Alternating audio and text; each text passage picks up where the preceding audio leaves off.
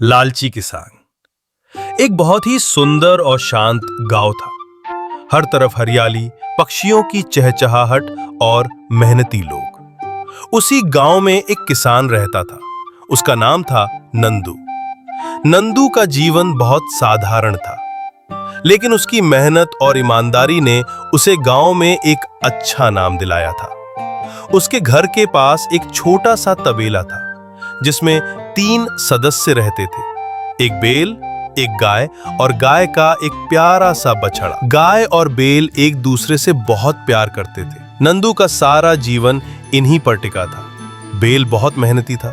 जब भी नंदू उसे खेत में लेकर जाता, पूरा गांव कहता, वाह, क्या मजबूत और मेहनती बेल है। बेल जब खेत जोतता तो लगता जैसे धरती खुद मुस्कुरा उठती है।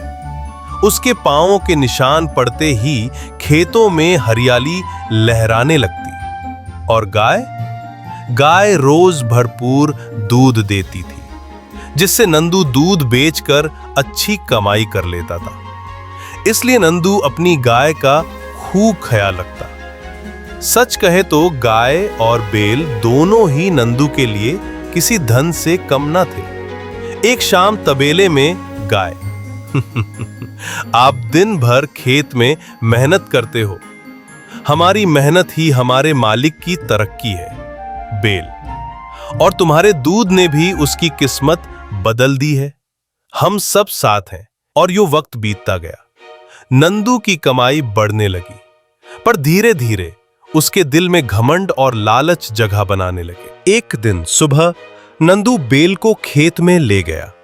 गर्मी तेज थी, सूरज सिर पर था। नंदू गुस्से में, जल्दी चल, इतना धीरे क्यों चल रहा है? खारा तो ठूस ठूस कर खाता है। बेल थका हुआ था, लेकिन फिर भी जितना हो सकता था काम करता रहा।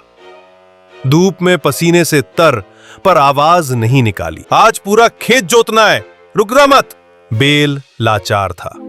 शाम को जब घर लौटे तो नंदू ने गाय को तो चारा दिया, पर बेल को कुछ नहीं।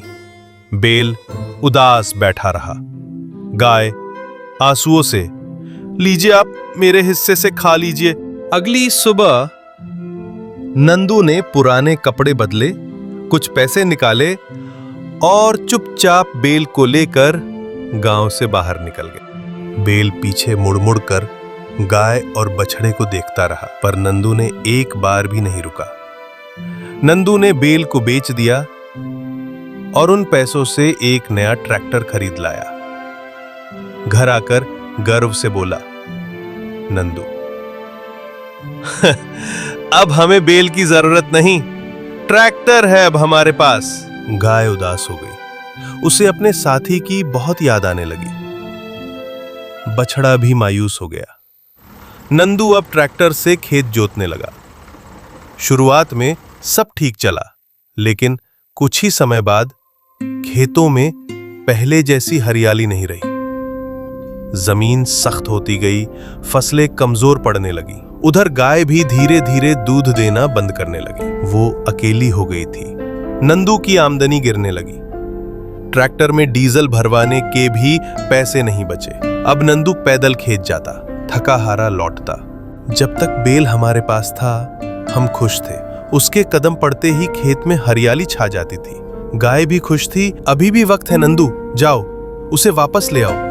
नंदू गहरे सोच में पड़ गया, आंखों में पछतावा। तुम बिल्कुल सही कह रही हो, मैं कल ही जाकर उसे लाता हूं। अगले दिन सुबह नंदू बेल को ढूंढने निकला। बेल ने पहले थोड़ी दूरी बनाई, फिर धीरे धीरे पास आया। नंदू बेल को गले लगाकर रो पड़ा, माफ कर दो मेरे दोस्त। घर लौटते ही गाय खुशी से उछल पड़ी। बछड़ा दौड़ता हुआ आया और तीनों ने एक दूसरे को गले लगा लिया। अगले दिन से नंदू फिर से खेत में बेल को लेकर गया। अब खेत फिर से मुस्कुराने लगे। गाय ने भी फिर से दूध देना शुरू कर दिया। नंदू ने अब कभी लालच नहीं किया। वो रोज गाय और बेल को अच्छा चारा देता, प्यार से बात करता